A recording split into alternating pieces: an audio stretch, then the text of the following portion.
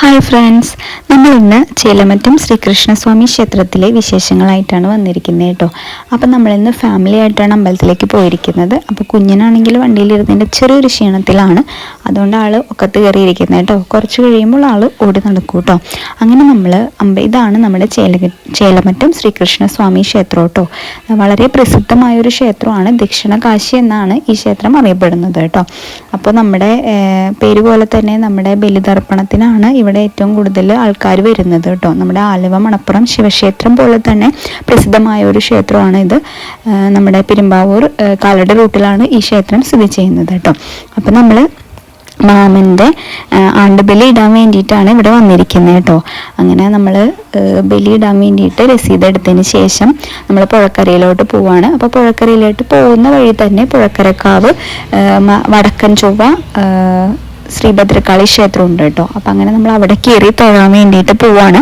അവിടെയാണെങ്കിൽ ഭദ്രകാളിയുടെ വലിയൊരു പ്രതിഷ്ഠ അവിടെ വെച്ചിട്ടുണ്ടായിരുന്നു. അതിൻ്റെ ഫ്രണ്ടിൽ തന്നെ കോഴിയുടെയും ഒരു പ്രതിഷ്ഠ വെച്ചിട്ടുണ്ട്.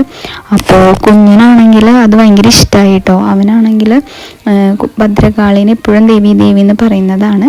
അപ്പോൾ നമ്മൾ അതിൻ്റെ അകത്തോട്ടേക്ക് പോവാണ്.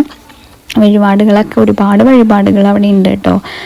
കുറേ വഴിപാടുകൾ ആ ക്ഷേത്രത്തിൽ നമുക്ക് നടത്താനായിട്ട് അവിടെ ഉണ്ട്. അവിടെ ചെല്ലുമ്പോൾ തന്നെ ചീട്ടാക്കിയ വഴിപാട് കഴിക്കാം കേട്ടോ. അങ്ങനെ നമ്മൾ ആ ക്ഷേത്രത്തിൽ തൊഴുതിന് ശേഷം പുഴക്കരയിലോട്ട് പോയി കേട്ടോ, ബലിതർപ്പണത്തിനായിട്ട്. അങ്ങനെ നമ്മൾ ബലിയിടാൻ വേണ്ടി പോയപ്പോൾ എല്ലാവരും കൈയും കാലമൊക്കെ കഴുകി ശുദ്ധിയായിട്ട് ബലിയിടാൻ വേണ്ടി പോവാണ് കേട്ടോ. അവിടെ തന്നെ ഒരുപാട് ബലിതർപ്പണത്തിനുള്ള സൗകര്യമൊക്കെ അവിടെ തന്നെ ഉണ്ട് കേട്ടോ. കുറേ ശാന്തിമാരും അതിനായിട്ട് അവിടെ ഉണ്ട്. അങ്ങനെ നമ്മൾ ബലിതർപ്പണമൊക്കെ കഴിഞ്ഞ് കുഞ്ഞുങ്ങളെയൊക്കെ ഒന്ന് വെള്ളത്തിൽ ഇറക്കാമെന്ന് വിചാരിച്ച് അവർക്കും ഇതൊരു സന്തോഷമില്ല. അങ്ങനെ കുറച്ച് കുട്ടികളുണ്ടായിരുന്നു കേട്ടോ. അപ്പോൾ എല്ലാവരും കൂടി വെള്ളത്തിൽ നല്ല കളിയായിരുന്നു.